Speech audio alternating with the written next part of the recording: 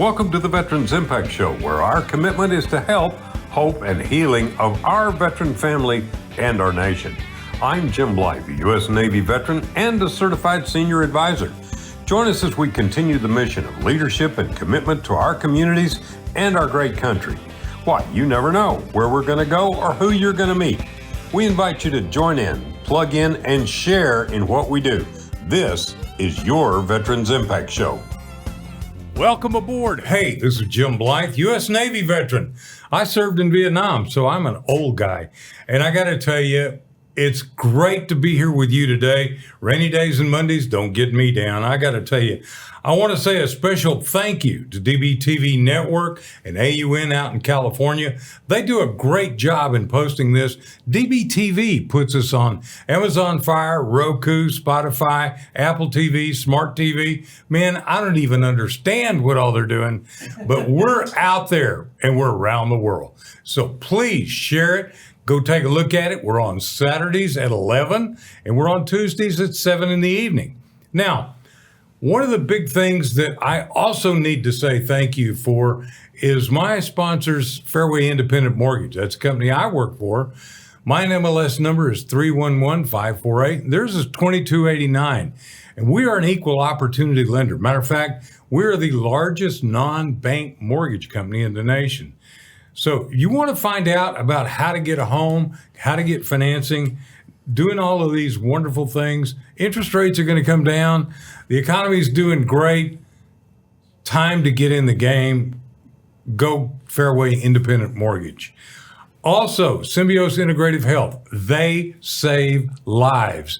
Take a look at it. Symbios, SYMBIOSCCN.com. I volunteer with them, and we are changing lives, one pain at a time. All right.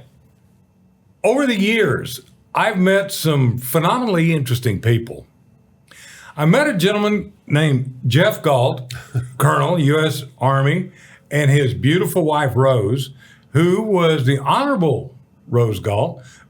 And for you who don't understand, that means she was an undersecretary to the Air Force in diversity. So these people have the Army Scholarship Foundation, and they don't make any money off of it, but they provide kids, students, Army families with hope, with an opportunity, and with scholarship money for higher education. And I got to tell you, here's a man you need to meet because you want to know, how can I help him to help the young people who are the members of the next generation? Jeff Galt, welcome aboard. How are you, Jim? It's a pleasure to be with you, and we really appreciate the opportunity to link with you today. You know, we've been doing this for about 10 years. Yes. And we started in a little radio studio where we were sitting right there next to each other. And now we are on TV worldwide. But most people don't know, what is the Army Scholarship Foundation? Well, the Army Scholarship Foundation was established almost 25 years ago now, in 2001, to provide academic scholarships to children of soldiers and spouses of active duty enlisted soldiers. So that's our raison d'etre. That's what we do. And it's because of the many hardships that our military families endure is the reason we do this, Jim. To give them a special boost and to say thank you to them for all the hardships that these families go through. Frequent moves, lack of income equality with in civilian employment, missing out on extracurricular activities, all of the many, many things that are challenging to our military families. Well, Diane and I have helped you in the past several times go through the applications. Yes. And they write an essay, you know. And I mean, you better have a box of Kleenex. But I want to go back because you are an inspirational human being. You and Rose, you were a bird colonel in the Army. Right.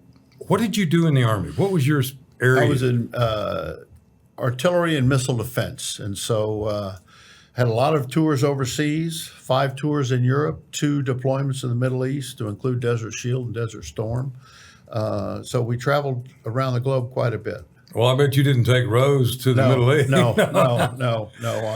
On combat zone tours, unaccompanied, your spouse doesn't go with you. Well, like the Navy said, if you were supposed to be married, we'd have issued you one. Right. And they didn't. But let's go back. What got you first into the Army?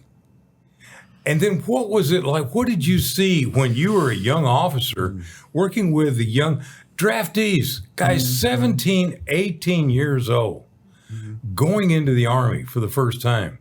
And that was a number of years ago.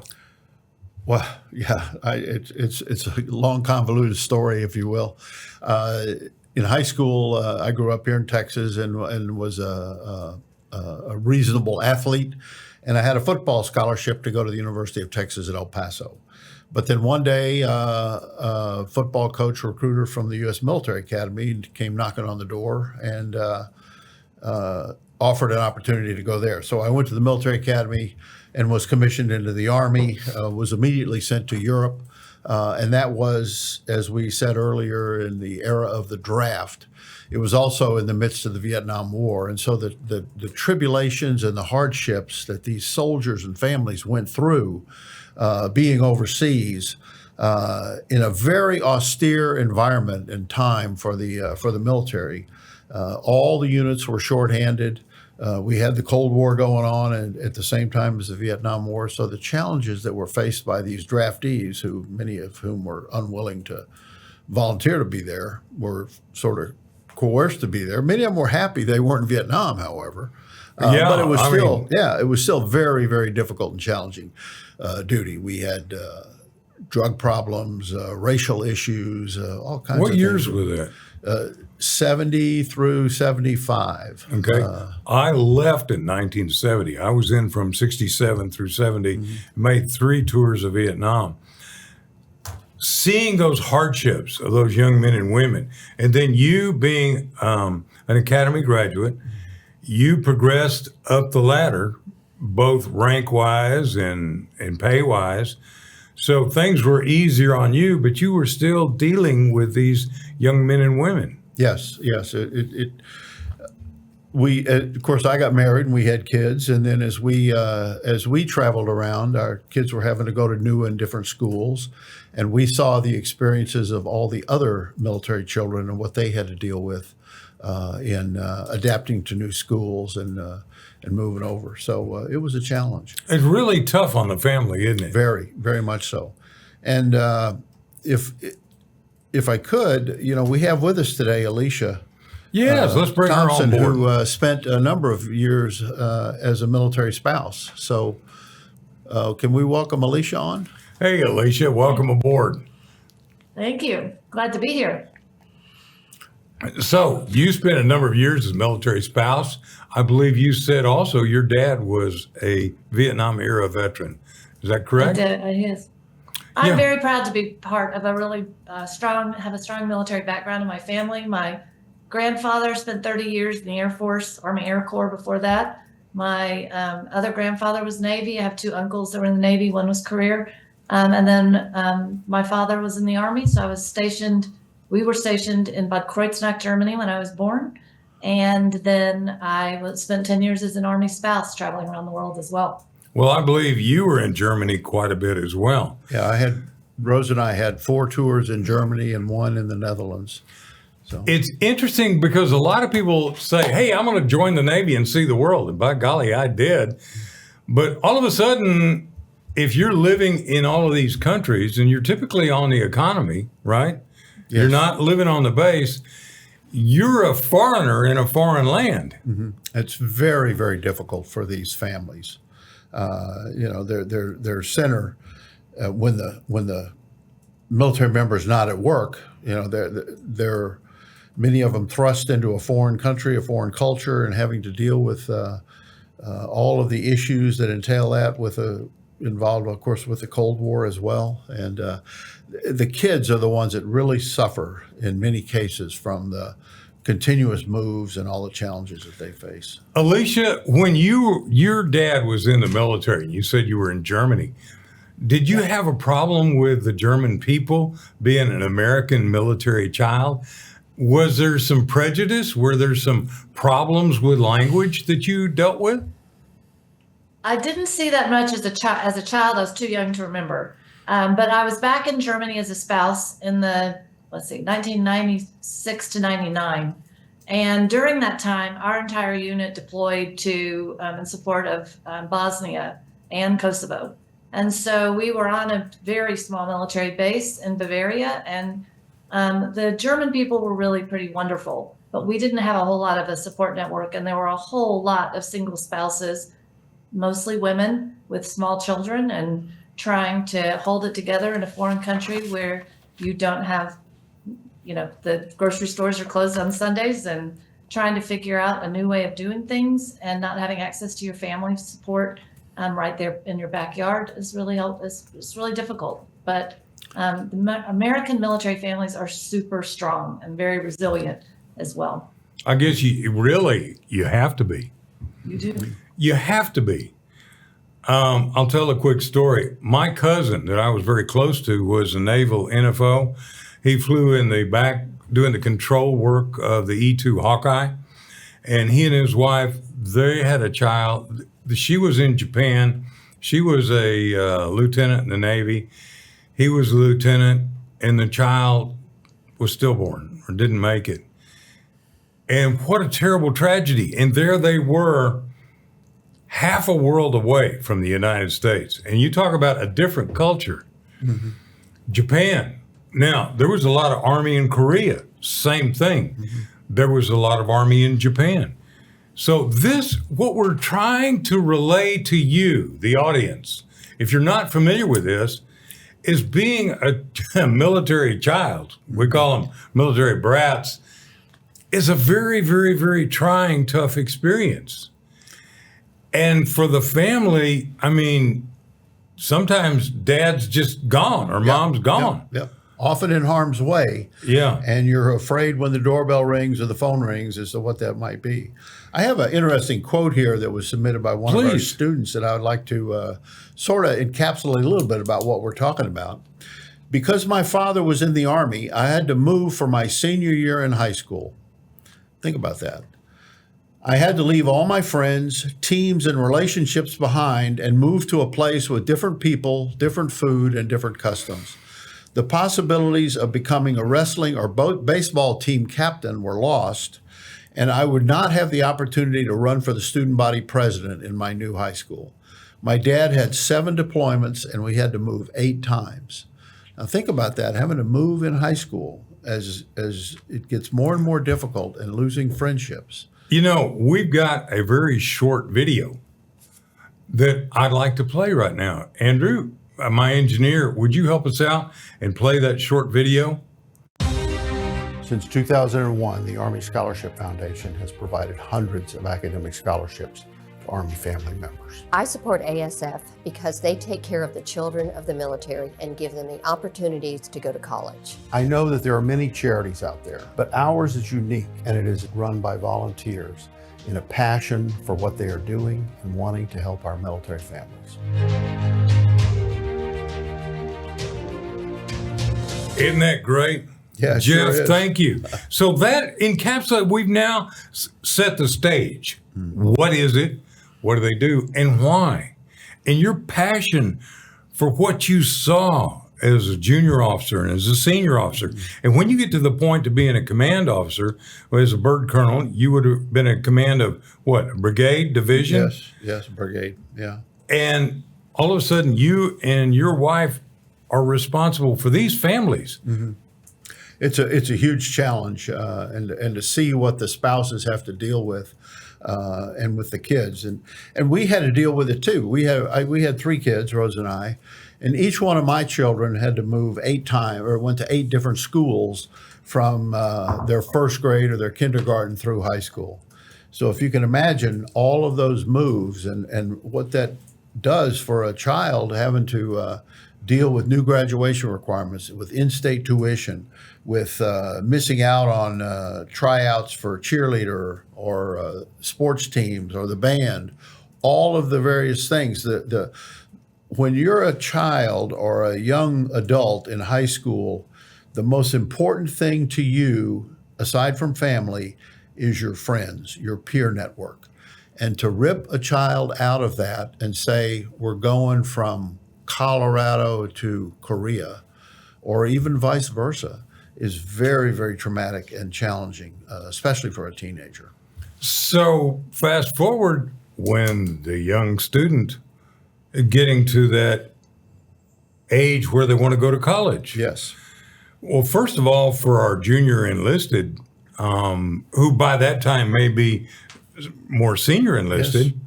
but still, in his limited economics by comparison. Now, it's not so bad today, but back then it was pretty tough. I mean, we didn't get paid a whole lot. No. Military. The bulk of our scholarship families, our recipients, are non-commissioned officers. Staff sergeant, sergeant first class, what have you, and their pay is less than that of their civilian counterparts anyway. And in most families today, the spouse works. But if you think about, and oftentimes in the civilian world, the spouse's salary is as much as the additional spouse. But in the military, if you uproot the family and move, then that working spouse has to go to a new location, has a break because they have to find a job. And then if they get one, they start out at the bottom end of the economic ladder because they're the new person, even though they have higher qualifications and more experience in many, many cases than the other people. And you may be in a foreign country Exactly. where you can't work. how am I going to be I a even doctor? struggled. Yeah. When we were stationed in Colorado, it took me a good 6 months. I was a speech pathologist at the time. So it took me a good 6 months to get my certification set up when we were at Fort Carson. Then we left to go to Fort Lee. I had only had my certification renewed for a couple of months before we left. Then we went to Germany. So then I had to go through a way of getting my certification in Germany. So I was able to work for those last 2 years, but I had to drive an hour and a half away to get to Wow. a military base. We were in Illesheim, but I drove out to Bamberg, which was a good hour and a half, and in German snow, get closer to 2 hours, so that I could work. But All it right. just, Alicia, let me interrupt you because we're going to take a Yeah. break to hear from our partners that help us out. This is an amazing program. We're talking about children. We're talking about spouses and children of military families and how important it is to help them. If you're interested, listen in, share, and join. We'll be right back.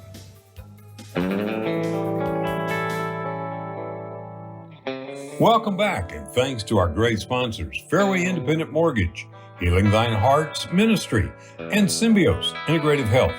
Now, let's get back to this conversation. Well, thank you. And again, this is Jim Blythe, U.S. Navy veteran. Unfortunately, Cedric is traveling.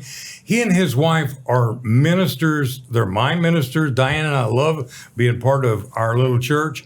I got to tell you, the passion that Cedric and Michelle have as marriage counselors and ministers, and the passion that I see of Jeff and Rose Galt, and the passion that I've seen of almost every military family that I have encountered, not only in my time in the military, and I'm a military family. My father was in World War II, made Chief Petty Officer. He got out after 6, but my grandfather was 32 years career. He made it from machinist mate to command of a ship as a lieutenant commander. It's a unique world. It's a unique family to be in. And let me tell you something, it was the best thing that ever happened to me.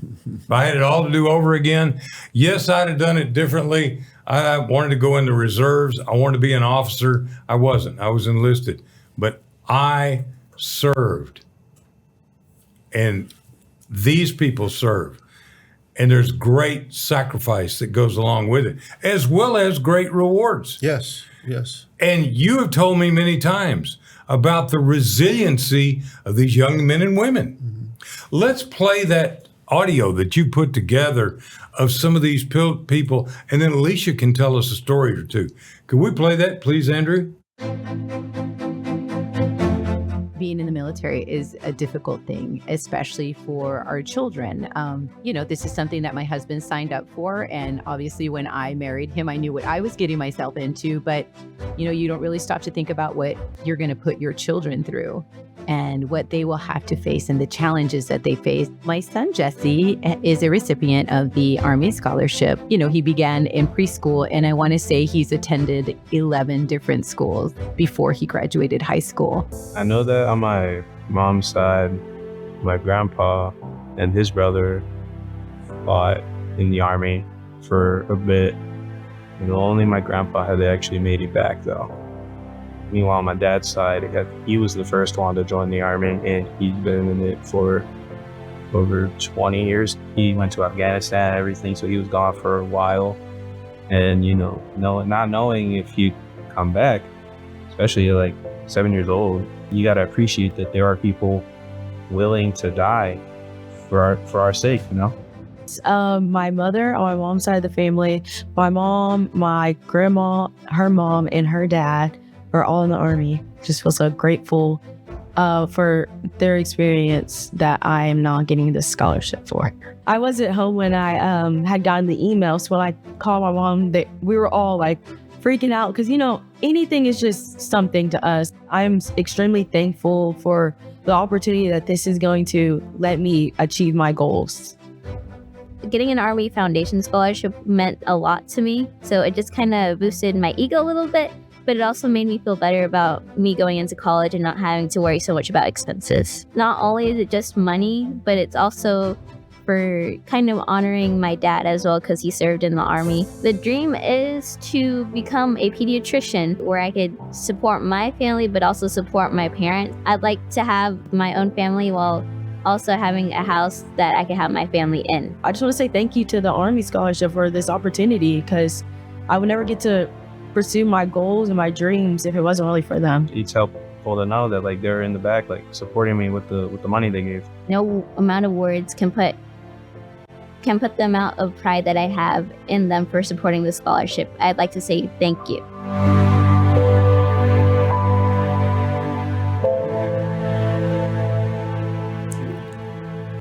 The man sitting next to me, you've been responsible for doing this how many years? 20, 25? 20 plus. 20 plus years? Mm-hmm.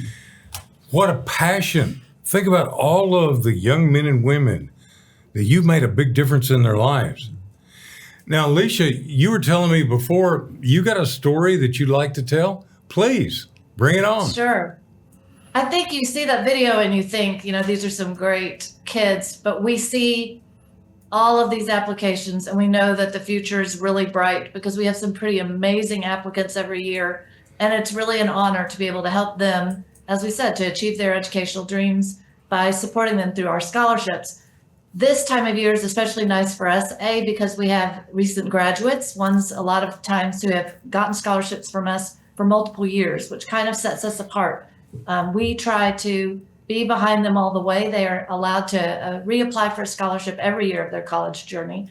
And so we love to get those thank you notes and those graduation announcements about this time. We also at this time of year are just awarding our new scholarships for this next year. And so it is really just solidifies your passion for what you're doing when you get these notes. But we just recently got one I think last week from a young woman who had gotten several scholarships from us.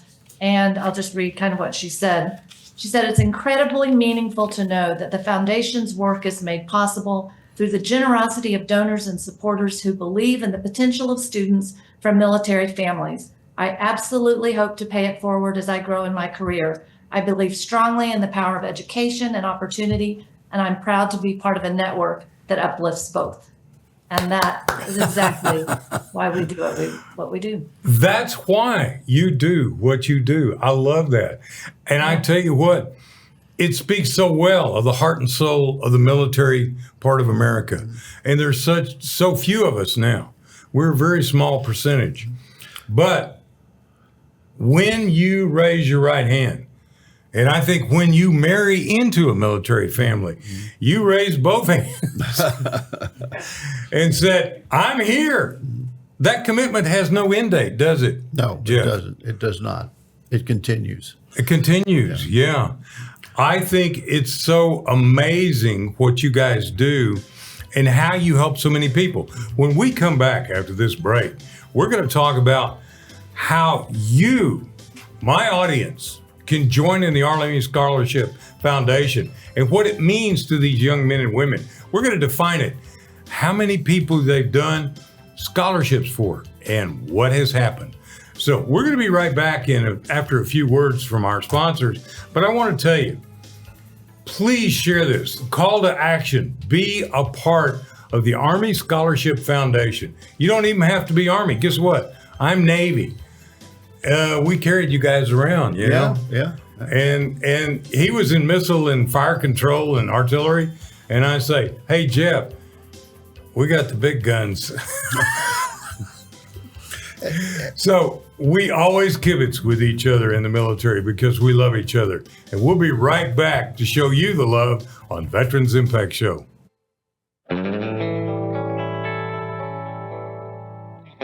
Welcome back, and thanks to our great sponsors, Fairway Independent Mortgage, Healing Thine Hearts Ministry, and Symbios Integrative Health. Now, let's get back to this conversation. Again, this is Alicia and Jeff Galt. Rose couldn't be here. Rose is one of the most amazing people I've ever met in my life. I thought she was from Belgium, and I got corrected today. No, she's from Holland. Oh, but she owns a house in Belgium. What am I? Rose is just amazing. She was an undersecretary for the Air Force. Yes, for diversity. She served in 2 administrations. She served in the George Bush II administration and in the Obama administration. Fantastic lady. So when you meet Rose Galt, you are introduced to the Honorable Rose Galt.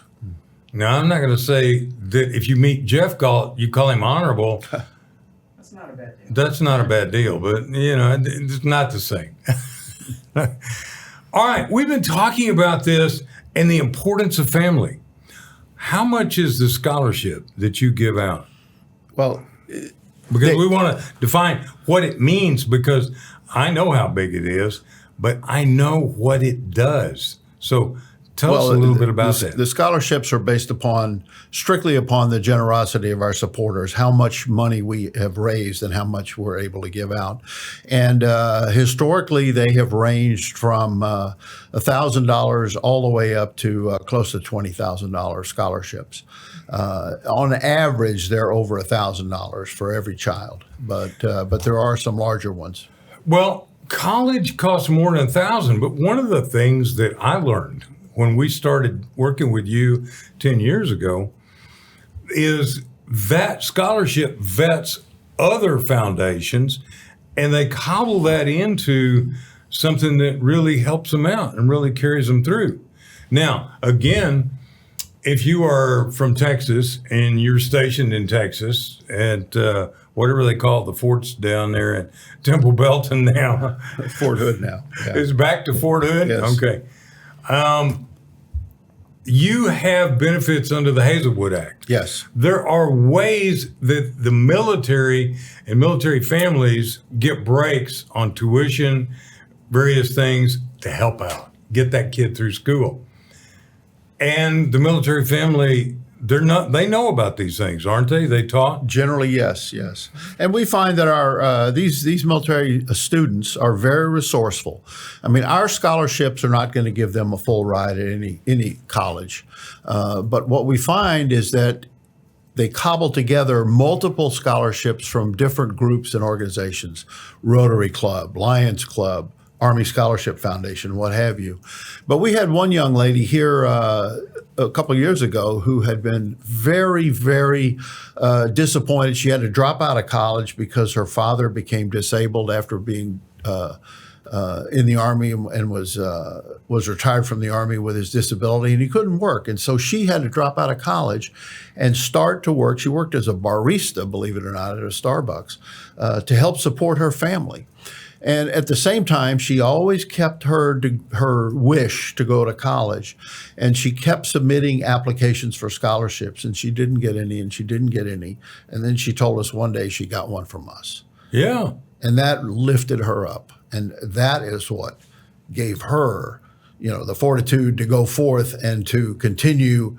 And she ultimately was able to go back to college, was able to graduate, got a job, got married, and is living the dream. In the Bible, it says in the book of James, count it a benefit when you go through trials and tribulations. Mm-hmm. Both of you have said, and I have heard it said so many times, that the children of military families are so tough and so resilient. I don't mean tough like mean hard. I mean tough like they're resilient. They can adapt. That's one of the big things in the military. We talk about being able to adapt, to being able to improvise, being able to overcome. And these kids have learned how to do that. They're amazing. We've seen several examples in studying the applications of these deserving kids where the military parent is gone, usually the husband, and they're deployed to Iraq or Afghanistan. They're in harm's way. They're always worried about the doorbell ringing, but the oldest child takes over and helps to become the head of the family to help the mother take care of the younger kids and run the household. They become much stronger, although they're still dealing with all the issues of a father being away in combat, trying to graduate from high school, maybe participating in clubs or extracurricular or leadership. But they have this additional burden which is forced upon them by the separation. And that's where what Alicia spoke to, the resilience of these military families, that they're able to cope with these types of situations and things. I remember, Jeff, and maybe you can remember and tell the story about the young lady. There was a suicide involved, and I think the first time that Diane and I read the applications, I may have gotten that application, and I just about came unglued. Yeah. Well, tell that story, please. And we have a number of charities and programs because of the suicide epidemic that's ongoing in the United States, and the effort within our military. And the efforts are to try and minimize veteran or military member suicide. But those don't really realize the impact on the family. And so that's what I'll read this essay from a young lady. The question was, who is your hero? And in the essay, she said, my mother was the strongest person I knew until she was not. On September 25th, 2015, at 6:42 a.m. on a random Tuesday, 6 days after my 10th birthday, I lost both my parents to a murder-suicide. When my father killed my mom in front of me and shortly thereafter himself. As the sound of the bullets echoed through the house, it pierced my ears like a loud scream of an awful horror movie. I was in that horror movie. I shut my eyes and prayed it was a dream. It was a nightmare. But I was not asleep. My entire world came crashing down on that random Tuesday at 6:42 a.m. So that was the one I read. Yeah. Woo! Let me tell you, I was like, give that girl $100,000. Okay, you give away approximately $600,000 a year. Around $500,000, yes. Okay, and you were telling me that this year you guys went online for the first time. Yes. And you now have more applications than you've ever seen before. Yeah, we used to submit paper applications and had to deal with them with all volunteer, a volunteer team of about 25 to 50 volunteers that would sit around a table and score based on various criteria. But it got to be too much. We were receiving more and more and more applications every year. So we automated the system so that now the applicants upload documents and fill it out online. The problem with that is because today's generation is so computer friendly, they almost doubled the number of our applications. And so we're dealing with more and more, and our funds available have not gone up that much. So we're having to turn down a lot more of these kids. How much do we need? Oh, we need probably a $500,000 to $1 million Over and above a year. A Yeah, year. Yeah. So that's over and above what you have been Over getting. and above what we have. Yeah. All right, so call to action. There are how many million veterans in the United States? Oh, several million. Yeah. A lot, but And I got to tell you, if each of us put $20 in the pot, $50 in the pot, and you know how you can do that? You can go to the ArmyScholarshipFoundation.org, correct? yes, yes. And there is a donate now. And I want you to take a look at this. This is my call to action to get behind and to help out, to be able to create opportunities for these young men and women. This is about the future of America, isn't it? Absolutely. Absolutely. They are our future. Okay. Now, the applications are closed for this year. Yes. When do they reopen It for will next? open in January. Open in January. Now, one of the most fantastic events, and I don't say that lightly, that Diane and I get to go to is your luncheon, your annual luncheon. And it's October 30th. Yes. Tell us a little about it, because you've got a phenomenal speaker who's going to really open a lot of doors and lights. We're having our annual luncheon this year at the Frontiers of Flight Museum on Thursday, the 30th of October. And our speaker is General James Rainey, who is the commanding general of the U.S. Army Futures Command. That's a newly established organization in Austin, Texas, which is delving into the technology of the future, looking 30, 40, 50 years out as to how the Army is going to develop, what we're going to do. So this is of interest to any kind of a technology company or anyone who is interested in the future, or the future especially of our military, because the Army, as the largest service, is going to be on the cutting edge of developing these technologies and these weapon systems and so on for all of our military. And Jeff, one of the points when this first came out, I think 10 years ago. Yeah. I met the commanding officer of the newly formed. And what he said is one of our biggest problems is from the time we find out about a technology till it gets implemented is usually a minimum of 7 to 10 to 14 years. Yes. We've got to because our enemies, they find out about that technology or they get a new technology, they're online using it within 24 months. We're still using technologies that were developed in the 70s and 80s, the Abrams tank, the Patriot missile, the Apache and Black Hawk helicopters. All, in many cases, the pilots or the operators are older or younger than the piece of equipment. Oh, we still got B-52s. Yeah. And I got to tell you what's really interesting, for about the umpteenth time, Congress has said, retire the A-10 Warthog. Mm-hmm. They've never been able to retire because nobody's come up with a better plane. Yep. Yep. You talk about a tank buster piece of equipment, but we do have to look at replenishing what we've got in the military. I do like the current administration's attitude towards doing that. And the Army Futures Command is all about that. So you're right. If you're an inventor, if you're an entrepreneur, if you're somebody who's interested in this, you want to know what is really being done to make sure that the United States military stays first in the world, then sign up for this. Where can you sign up? At our website is www.armyscholarshipfoundation.org, one word, armyscholarshipfoundation.org. And to get a ticket to attend the luncheon, there's also, as you mentioned, there's an option to donate there. We can do a regular lump sum donation. No amount is too small. $5 is fine. $100 is better. I think that's great. Okay, so let's say I'm, and I'm not, a man who has done incredibly well. I've got a business that's doing phenomenal. Maybe the military changed my life. Mm-hmm. Maybe the military I owe everything to, because I learned to adapt, improvise. And I want to get back.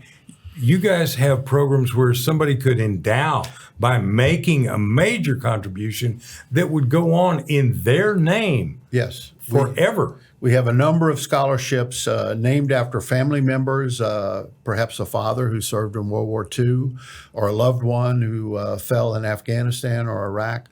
So families or groups or friends. We have organizations, unit scholarships that have been established. We have West Point class scholarships that have been established by groups that get together and endow those scholarships to perpetuate the memory of their loved one as long as we give them. And we just recently had one established by some supporters for Sergeant First Class Leon Petrie, a Medal of Honor recipient. Now we're going to award the Petrie Scholarship this year.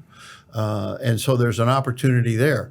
Not everyone has the opportunity to serve, either for various reasons. But this is a great way to show their patriotism and to contribute to the lives of our people who do serve.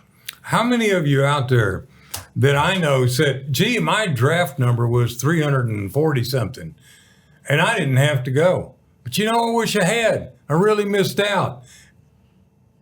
I will tell you, it changed my life going into the Navy. I wanted to go into the Navy. I was drafted in the Army, and the Navy got me and took me in. And I was so eternally grateful. It's a long story. But I will tell you, it changed me and changed my life. And it has given me success, and I have had a great life. I got to tell you, I would like to be able to, and I think there will be a time when we can, if more people will support this program. But I got to tell you, Jeff, what you do in the passion is really all about the kids, isn't it? It really is. It really is. Everyone, the bulk of our team is all volunteer, and the hours that are put in trying to raise sorely needed funds and to help these children are really a labor of love. The problem, of course, is that, and Rose, my wife, always talks about how painful it is to have to send a letter to a kid who is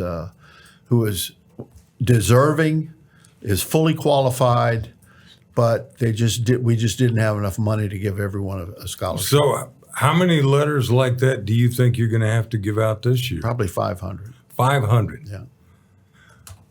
Okay.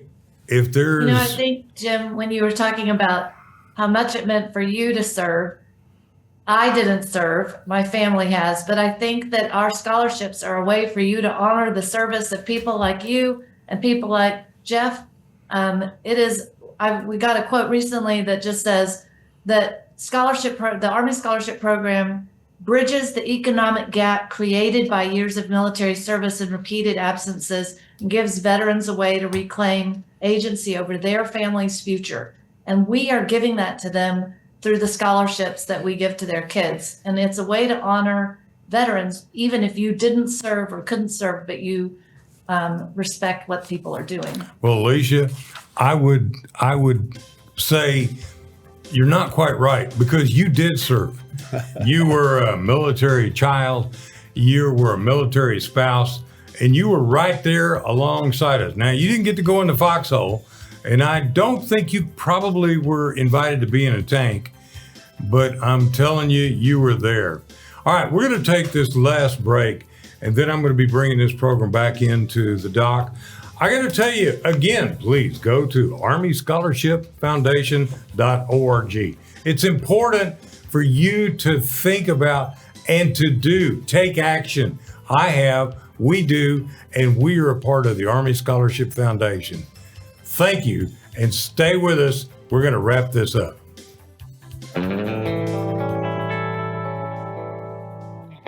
Welcome back, and thanks to our great sponsors, Fairway Independent Mortgage, Healing Thine Hearts Ministry, and Symbios Integrative Health. Now, let's get back to this conversation. I got to tell you, I'm so fired up. You start talking about kids. Diane and I work with Sea Cadets. I worked with teenage boys coming out of the Texas prison system for 20-something years. The next generation, we've got to be mentors. We've got to be right there. We've got to be the grandfather to the grandfatherless and the father to the fatherless. And as veterans, we can do that. And as veterans, we can get behind this Army Scholarship Foundation. We're going to get behind it, and we're going to make sure that next year, no kid gets a letter that says, oops, sorry, we're out of money. Let's focus on that. Let's have a nationwide movement to get those kids a scholarship. And one of the things that you said, and sorry, I'm just kind of pontificating here, but I know it for a fact because I've met some of them at the luncheons. It's not, the money is important because what it does to them mentally, what it does to lift them up. You said that, Yes, right? it does. And you saw that on a couple of the scholarship recipients on the video. Yeah. It doesn't matter how much money. If they get a scholarship, that is such an ego booster, and that gives them incentives. It makes them feel so good about their parents' service in the military and about what they have done. Money amount not really withstanding, it does not make that big a difference. It's the boost that they get, and that's why we want to give we don't have to give a large scholarship, but we want to give a scholarship to as many of these deserving family members as we can. Well, if some corporation had some extra money and they kicked in, could you go back and help some of those kids? Absolutely. We have sponsor opportunities for our luncheon. A number of companies for years have bought tables to attend the luncheon, and this year to listen to General Ramey, and so those table sponsorships are still available. I'm pretty sure that this event is going to be a sellout. And so if somebody Usually yes, but if somebody is considering attending, they need to go online at armyscholarshipfoundation.org and get their ticket now so that they can reserve their place to come and attend this great event.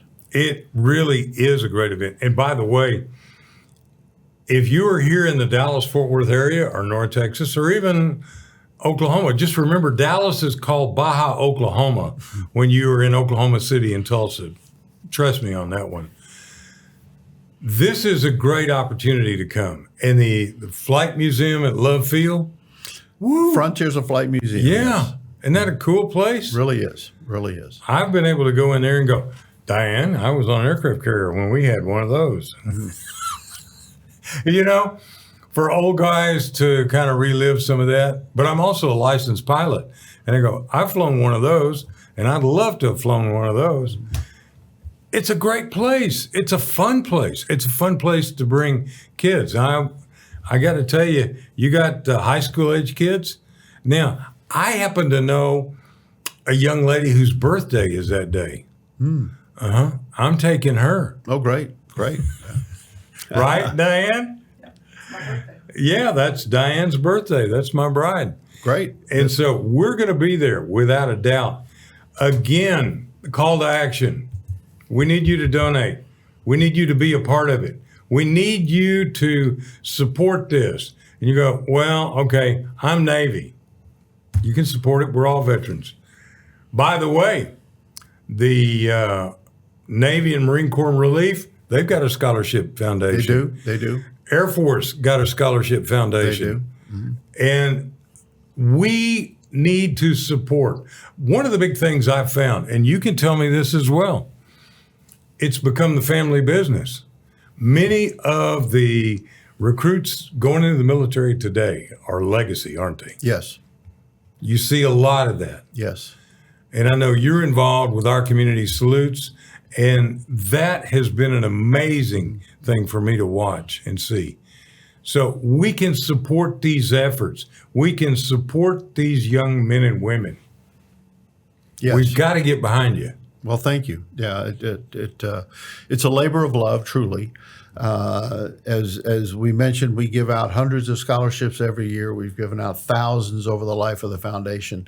And of course, this is a special year. You know, this year is the 250th birthday of the U.S. Army. The Army is 1 year older than the nation. Yeah, I know. It has its And roots. you're 1 year older than the Navy. Its roots in the in the militias of the various colonies that were Yeah. established. And so we just had that birthday celebration on the 14th of June to mark 14 June 1775 when the Army was officially established, or the militias, as a forecursor of the Army. But it's a great way. Make a donation in memory of the Army, or in honor of the Army and its 250th birthday. Make a donation. Any amount matters. Doesn't matter. We have an option to make monthly donations on our website, so someone can donate $20 a month every month, or they can make lump sum donations, and or they can purchase a ticket or a table and come to our luncheon on the 30th of October. So if you are in Rhode Island, if you are in Arizona, you can't get here, send your money. We'll like to be visited by that too, after all. Jeff, I got only about a minute or so. Very quickly, what would you say to a young man or woman, or that are thinking about the military, that are graduating from high school? Well, the military offers a great opportunity to steal a phrase from the Army, to be all you can be. Absolutely. Because you're going to receive education, you're going to receive benefits, and you're going to receive experiences in terms of leadership and things that will last a lifetime and will shape and mold you for a lifetime to become all you can truly be. All right, let's close with a prayer.